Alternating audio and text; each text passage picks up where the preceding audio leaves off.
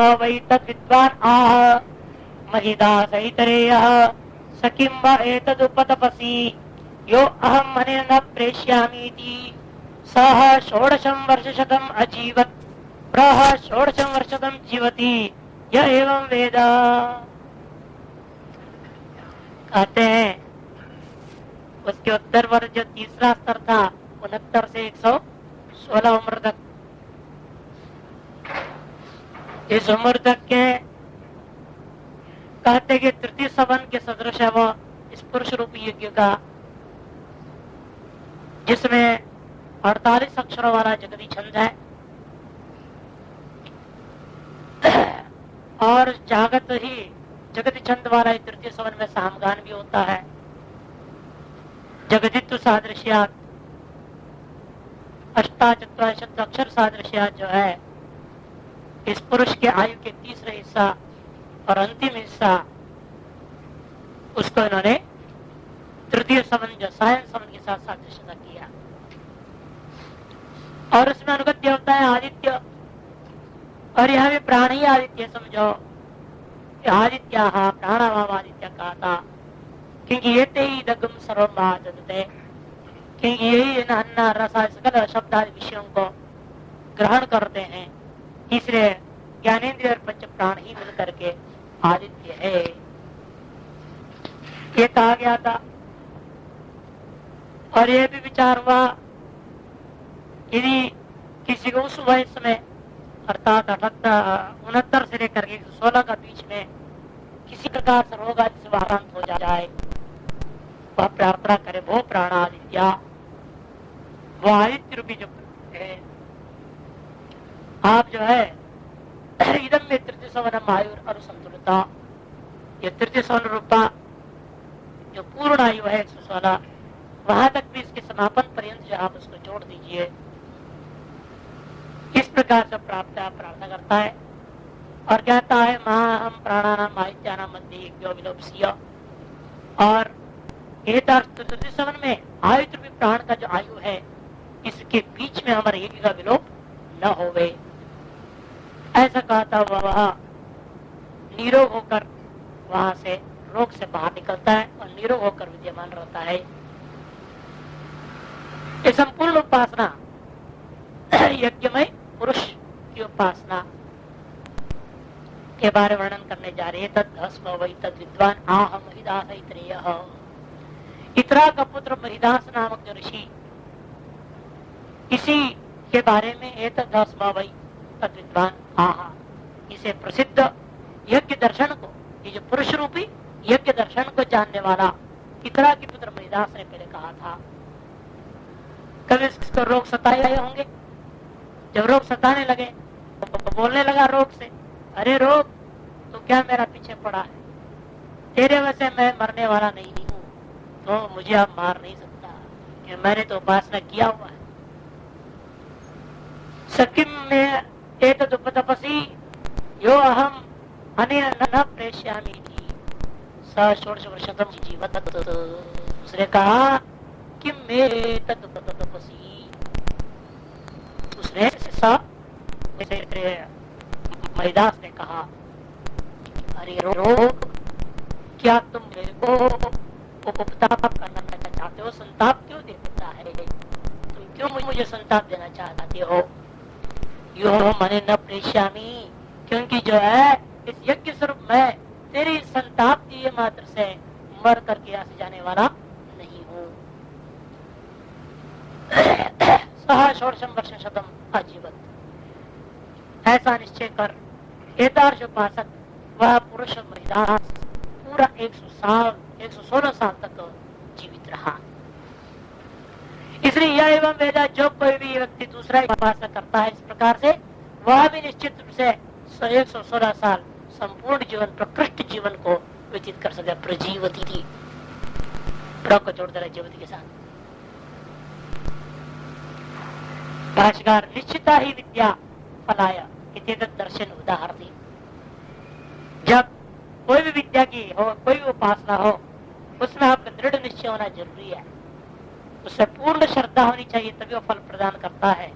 नहीं तो वह साधारण पुण्य उत्पन्न करके नष्ट हो जाएगा, पूर्ण फल प्रदान करने में समर्थ नहीं हो सकता। इस बात को दिखाने के लिए ही इस गाथा को लाया गया है। निश्चिता ही विद्या फलाय भवति, इसी बात को दर्शाते हुए उदाहरण दी श्रुति कह रही है। एतद यज्ञ दर्शनम आस्मा वैक्यला, वह यह जो पुरुष यज्ञ रूपा जो उपासना है, तद विद्वान इसकी उपासना करने वाला कौन? महिदास नामक ऋषि नामतः आह कहा था। और किसका पुत्र है? इतराया पत्यम ऐत्रेय, इतराग नामक देवी का पुत्र होने से ऐत्री नाम से सुप्रसिद्ध है। किं तस्मान में मम एतद उपतपनम उपतपसी, अरे भाई क्या कारण है तुम जो है मेरे को इस तरह से बार बार तपन करते हो, ऐसा रोग को संबोधन करते, हे रोग तुम मेरे को क्यों इस तरह से तपा करने की प्रयास कर रहे हो? स्वतम हे रोग, ऐसा जो तुम हे रोग, यो हम यज्ञो सो यो हम, सबको यो के साथ जोड़ देना, यो सो हम जो यज्ञ रूपा मैं हूँ, ऐसे यज्ञ रूपा मुझको तुम हे रोग अनीन तत्कृतेन उपतापेन, तेरे द्वारा किए जाने वाले ये उपताप के द्वारा, उत्पीड़न के द्वारा न प्रेष्यामि न मरिष्यामि इत्यर्थः, मैं मरने वाला नहीं हूँ।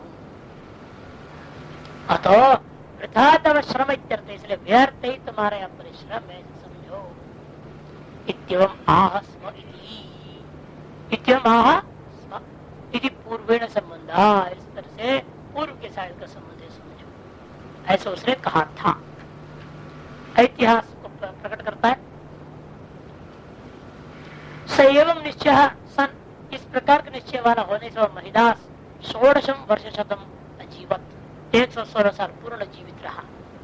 अन्योपि एवं निश्चय, अन्य भी जो कोई उपासक इस प्रकार से अपना संपूर्ण पुरुष के जीवन को ही यज्ञ रूपेण जो उपासना करता है, 24, 68 और 16 पर्यंत प्रातः सन, मादिन सन, सायन सवन, विश्व देवता और रुद्र देवता और आयुष देवता वाला है, समान करके जो प्राणों के साथ इनका अभेद करता हुआ उपासना जो कर लेता है, वह अवश्य ही 16 वर्ष शतम प्रति प्रजीवती, ये एवं यथोक्तम यज्ञ संपादन वेद जानाति, जो कोई इस प्रकार से यज्ञ संपादन करना जानता है अर्थात ऐसे उपासना करता है, वह भी 116 साल तक प्रकृष्ट जीवन को यापन करेगा ही।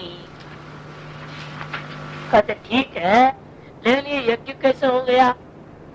केवल आयु को 3 भाग में बांट करके प्राचीन बाधित घटा दिया आपने। इन यज्ञ तो भाई तब होता है जब यज्ञ में हमें दीक्षा प्राप्त हो, और आपने इस जीवन में दीक्षा क्या है तो बताया नहीं। यज्ञ पूरा कैसे? उपसदृष्टि के बिना, स्तुत और शस्त्र का पाठ के बिना, दक्षिणा के बिना और अवभृत स्नान के बिना यज्ञ की पूर्णता मानी नहीं गई है। इसलिए पुरुष रूप यज्ञ की हमें उपासना करना होगा। इस षड अवयवों को हमें जानना अति आवश्यक है। दीक्षा, उपसद, स्तुत और शस्त्र एक ले लोगे तो 5 हो जाएगा, और दक्षिणा एवं अवभृत, स्तुत शस्त्र एक कर देंगे तो 5 अवयव होगा। ये यज्ञ के प्रमुख अवयव है। इनके बिना प्रातः सम्मान संसायन रूप यज्ञ संपादन ही नहीं हो सकता है। इसलिए हमारे जीवन में दीक्षा क्या होगा? जीवन में दीक्षा क्या है? मनुष्य का जीवन जो चल रहा है, इसमें दीक्षा क्या चीज है, उपसदृष्टि क्या चीज है, इसे दृष्टि करनी पड़ेगी ना, तभी होगा। 24 आयु में आप प्रार्थना की दृष्टि करना तो जान लिए, और तत्रस्थ उसका अभिमानी अर्गत तो विश्वदेव देवता को प्राणों में दृष्टि कर लोगे आप, और वो मंत्र जो दिया जब कभी कोई रोग आए उसको जब भी कर दोगे। लेकिन बिना दीक्षा आदि का संभव नहीं है। इसलिए कहते स यद अशिशिषति यद पिपासति यद न रमते तास्य दीक्षा। जो ये खाना चाहता है, भूख लगा है, बड़ा पीड़ित है, भूख से खाने की इच्छा हो रही है, यही इसकी दीक्षा है समझो। और जो बड़ा प्यास लगा हुआ है, चलते चलते कहीं पानी नहीं मिल रहा है, पानी पीने की इच्छा जो जगी है, भूखा है, वो प्यासा है, जो वही क्या है, इसका दीक्षा है। यह न रमदे, इष्ट वस्तुओं के अभाव में जो उसके अंदर अप्रसन्नता है, दुख है, विशेष है, वही दीक्षा है समझो। ता अस दीक्षा, वही इस यज्ञ में पुरुष का दीक्षा के समान दीक्षा है। क्योंकि इस बाह्य यज्ञ में भी आप जो दीक्षा देखते हो उस दीक्षा में भी यही उपवास करना पड़ता है। और जब मूंछ घास का जो है ना वो मेखला बना के पहना है तो चुभते रहता है, कष्ट तो सहन करना है, उपवास रहना पड़ेगा, भूखा भी रहना पड़ता है। इच्छा तो होती है खाने को लेकिन नहीं खा सकता, यही दीक्षणीय यष्टि में होता है। इसलिए दीक्षणीय यष्टि में यादृशी दुख का सहन करना है, तादृशी ही इस जीवन में जो जो दुख हम सहन कर रहे हैं खाने पीने और विषयाभाव को लेकर के, उन सारे चीजों को यहाँ लेना है अपना जीवन में। इसको कार्य के भाष्यकार सयद अशिष्यति इत्यादि यज्ञ सामान्य निर्देश पुरुष से पूर्वे नहीं संबंधित है। ये अलग अगला जो खंड आरंभ हुआ यह खंड कोई पृथक उपासना नहीं है, पूर्व में जो यज्ञमय पुरुष का वर्णन हुआ है उसके साथ इसका संबंध जोड़ देना पड़ेगा। क्योंकि ये जो खाना पीना इत्यादि के बारे में इत्यादि यज्ञ सामान्य का निर्देश है, दीक्षा आदि क्या है यज्ञ के अवयव है, उनके सादृश्यता का निर्देश आपके अपने मनुष्य के जीवन में पुरुष के जीवन में घटाना है। सादृश्यता का निर्देश को देखते हुए जो पूर्व में विहित जो यज्ञ रूप जो पुरुष है उसके साथ इसका संबंध जोड़ना चाहिए। यद अशिष्यति अशितुमिच्छति तथा पिपासति पातुमिच्छति यह न रमते इष्टाद्य अप्राप्ति निमित्तम, जो वो खाना चाहता है पीना चाहता है और इष्टादि का अप्राप्ति निमित्त जो उसके अंदर जो अरमण है अप्रसन्नता है, यद एवं ज्यादिगम दुखम, जो इस प्रकार का यद किंचित दुख का अनुभूति होता है अनुभवती तास्य दीक्षा, वो इसके अंदर दीक्षा है समझो। इस पुरुष यज्ञ का दीक्षा है। क्यों दीक्षा कहते हैं उसका? दुख सामान्य त्याग विधि यज्ञ से, जैसे वैध यज्ञ में बाह्य जो यज्ञ में दुख की सादृश्यता है तो दीक्षणीय यष्टि में यहाँ पर दुख की सादृश्यता समझना चाहिए। उपवास है, वहां पर उपवास होता है और मौंची वंदन है, मूंज घास की बना हुआ कटिसूत्र को पहनता है और वहां पर अभ्यंजन है, आंखों में अंजन लगाना पड़ता है, अंजना, उससे भी जलन जलन सा होता है, आंखों में जो अंजन लगाते हैं उससे जलन पैदा होता है इत्यादि नियम बहुत है वहां पर। दीक्षणीय यष्टि का नियम अनेक नियम, और नियम बाहुल्यता के कारण से प्राप्त कष्ट के सदृश कष्ट ये भी है, भूख प्यास वाले जो लगना है।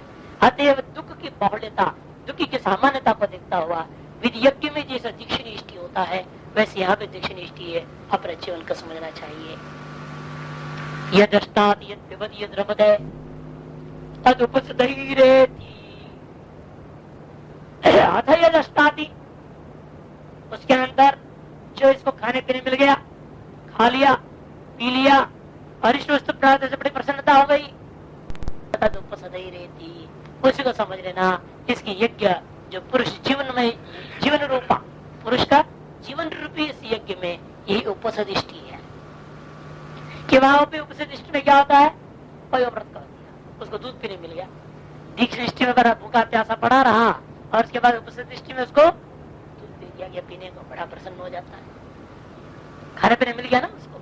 इसलिए खाना पीना मिल गया तो सदृश तो यहाँ पर भी है, आप भी भूखे प्यासे थे कहीं चले गया मिल गया चीज प्रसन्न हो गया, इसलिए उपसदृष्टि के सदृश ये भी है। इसलिए कहते यद अष्टाति यद पिबति यद रमते प्रतिंच अनुभवति इष्टादि संयोगात्, इष्ट पदार्थों का संयोग से जो प्रसन्नता की प्राप्ति होती है तद उपसदे ही समानता वो उपसदिष्टियों के साथ सादृश्यता है समझो। क्यों? उपसदांच पयोव्रतत्व निमित्तम सुखम अस्ति, उपसदिष्टि में भी वह बाह्य यज्ञ में आप देखोगे उपसदिष्टि में क्या होता है? पयोव्रतादि निमित्त को सुख की प्राप्ति होती है। इसलिए यत्किंचित दुख है उसे दीक्षा की दृष्टि करना है, यत्किंचित सुख आपको प्राप्त होता है उसमें उपसदिष्टि का दृष्टि करना है।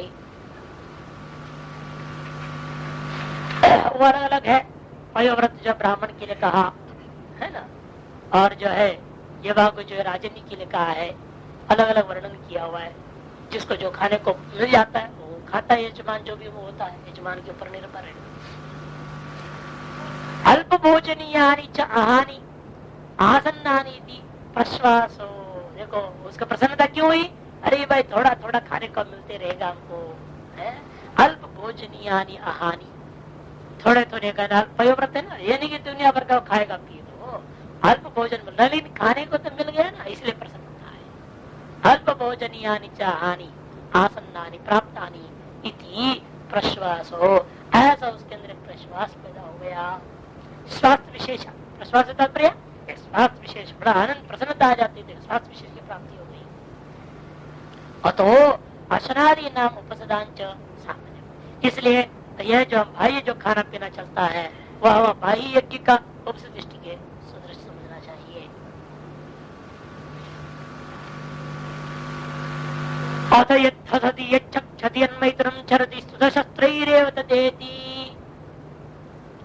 अथ यद्धसति, जो हंसता है, जो भक्षण करता है और जो मैथुन करता है, यह सब जाना स्तुत और शस्त्र के साथ रिश्ता, कि इन सभी में शब्द होता है, और स्तुत शस्त्र में भी है। जब स्तुत मैंने क्या है, स्तोत्र का पाठ, शस्त्र का पाठ करोगे, शब्दोच्चारण तो होगा ना, आवाज तो सुनाई देगी, और हंसने से भी आवाज निकलता है, बोलने से आवाज निकलता है, मैथुन संबंध में भी आवाज होता है, किंचित प्रकार का शब्द उत्पन्न होता है। इसे कहते शब्दोत्पत्ति सादृश्य, जो है शुद्ध शस्त्र का जो दृष्टि करना है आपको, किसमें? हंसना, बोलना, खाना पीना। खाने में भी आप चबाते हो तो चाप चाप, कई लोगों के दावत में दूर तक सुनाई देता है जब खाने लगते हैं, नहीं? बहुत दूर से, बड़ा बुरा भी लगता है, कई लोग क्या चाप चाप करे जा रहा है। यन मैत्रम चरित को भी अल्लाह कर रहा है, यन मैत्रम चरित शस्त्र अत यद्धसति भाष्य, ये चक्षति, चक्षति मैंने भक्षयति, यन मैथुनम भक्षयति मैंने शष्कुल्य आदि कठिनम इत्यर्थ, कठिन पदार्थों को खाता पीता है, चना आदि चबाने में भी आवाज आ जाती है, कटपट कट करता है कि नहीं? कई लोगों को बड़ा वही अच्छा लगता है, कटपट आवाज आवे खाने में तो बहुत अच्छा लगता है। इसे क्रिस्प बिस्किट बनते ना आजकल, क्रिस्प बोलते हैं, और रस को रस, रस भी खाते कड़क। किसी जमाने को तो डाला जाता था,